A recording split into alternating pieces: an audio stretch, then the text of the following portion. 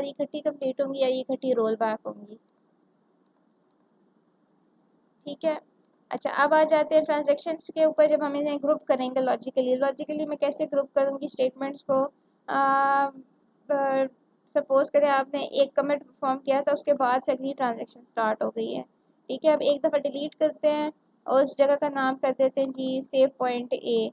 फिर उसके बाद आप इंसर्ट और अपडेट करते हैं और फिर जगह का नाम रख देते हैं सेव पॉइंट बी, और फिर आप एक इंसर्शन करते हैं। अब आप कहते हैं roll back to save point B, तो वो इस जगह पे आता है।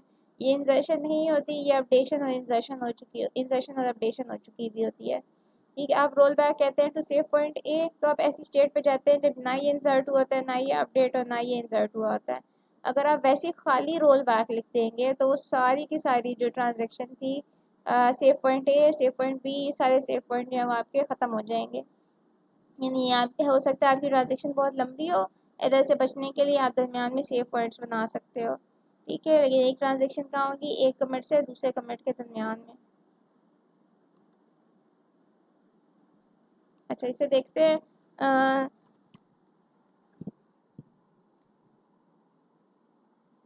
अब डिलीट करते हैं। डिलीट सपोज कर रहे हैं हमने डिलीट फ्रॉम HR.employees वेयर हम क्या देते हैं डिपार्टमेंट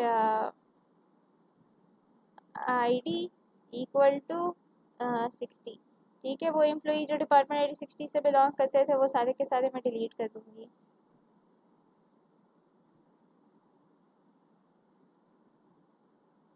ओहो, ये मैनेजर टेबल में इस्तेमाल हुआ है। चलो वे एम्प्लॉई ID कुछ employee where employee ID equal to 100, मेरे ख्याल से ये भी मैनेजर है। 140। ठीक है, 140 एम्प्लॉई आपका डिलीट हो गया है।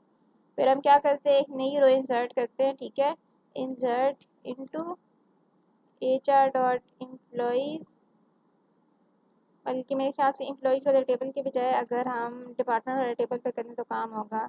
फिर से स्टार्ट करते हैं। आपका रोल बैक हो गया अब दोबारा से। ठीक है, आपकी अब ट्रांजेक्शन स्टार्ट हुई है। कहते हैं delete from department departments where department ID equal to, मुझे पता है 207, इसको डिलीट किया जा सकता है। ठीक है, अच्छा 207 रही नहीं है। ग्रेटर देन 200 वाली रोज़ को हम डिलीट कर देते हैं।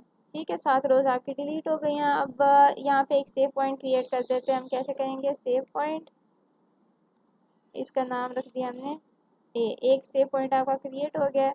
अब क्या करते हैं, इंसर्ट करते हैं वैल्यू, इंसर्ट इनटू डिपार्टमेंट्स और उसके अंदर वैल्यूज़ डालते हैं। मेरे ख्याल से पहला कॉलम होता है डिपार्टमेंट ID, मैं 1000 डिपार्टमेंट ID वाला एक डिपार्टमेंट उसका नाम रख लेते हैं XYZ और कॉमा उसकी लोकेशन रख देते हैं 1700।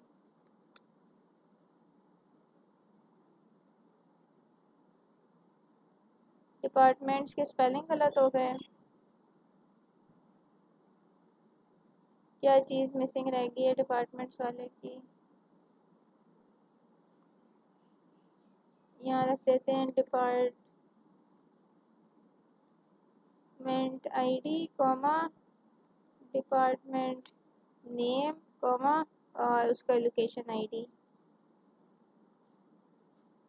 ठीक है, एक रो क्रिएट हो गई। उसके बाद अपडेट करते हैं।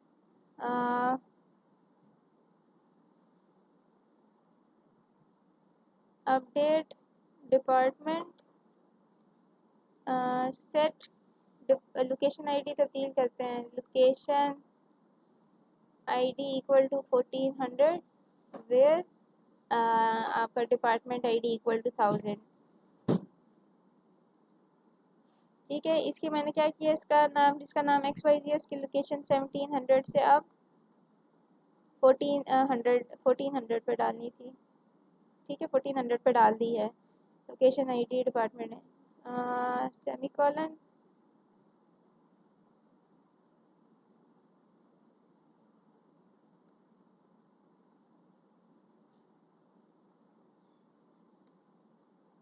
ठीक है, आपकी रो भी अपडेट हो गई। अब एक और सेव पॉइंट क्रिएट करते हैं, सेव पॉइंट बी, और एक और इंसर्शन करते हैं, इंसर्ट इनटू डिपार्टमेंट मैं कह देती हूँ इस दफ़ा ये 1100, और एक्स वाई की जगह पे ABC, और लोकेशन उसकी 1700। ठीक है, टेबल देखते हैं, सिलेक्ट स्टार फ्रॉम डिपार्टमेंट्स। अब अगर आप टेबल को देखते हैं तो आपको एक ये 1000 वाला मिलता है, एक 11,000 वाला मिलता है, 1100 वाला मिलता है ABC। ठीक है, अब बच्चे अगर मैं सेव पॉइंट बी पे रोल बैक करूँगी तो ये जो आपकी नई इंसर्शन हुई है ये आपको नज़र नहीं आ रही होगी 1100 वाली। ठीक है, अगर मैं सेव पॉइंट ए पे रोल बैक करती हूँ तो आपको ये इंसर्शन और अपडेशन ये दोनों ही नज़र नहीं आएंगी। और इन केस आप डायरेक्ट रोल बैक करते हैं तो आपको जो 200 के ज़्यादा वैल्यूज़ वाले डिपार्टमेंट है वो भी नज़र आने लग जाएंगे। ठीक है, पहले सेव पॉइंट ऐड करते हैं, लेकिन बच्चे यहाँ पे कोई रिस्ट्रिक्शन नहीं है, आप डायरेक्ट रोल बैक भी कर सकते हैं। ठीक है, उसके अलावा भी अगर आप सेव पॉइंट ए पे रोल बैक करना चाहें वहाँ भी कर सकते हैं, मैं इंक्रीमेंटली करूँगी। हम क्या करेंगे, roll back to save point B, roll back to save point B.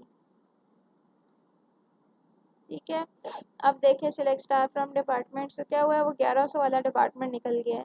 फिर अगर अब मैं roll back to save point A करूँगी तो ये 1000 भी निकल जाएगा, लेकिन बच्चे अगर मैं डायरेक्ट रोल बैक कर देती हूँ तो क्या होगा, ये बिल्कुल आपकी ट्रांजेक्शन के स्टार्ट पे चला जाएगा जब मैंने पहली दफ़ा रोल बैक किया था। रोल बैक करने पे ना ये 1000 XYZ रहेगा, और इसके अलावा जो जो डिलीशन मैंने परफॉर्म की थी 200 से ज़्यादा एम्प्लॉज़ सॉरी डिपार्टमेंट ID वाली डिपार्टमेंट्स को डिलीट करने की, वो भी वापस आ जाएगी। ठीक है।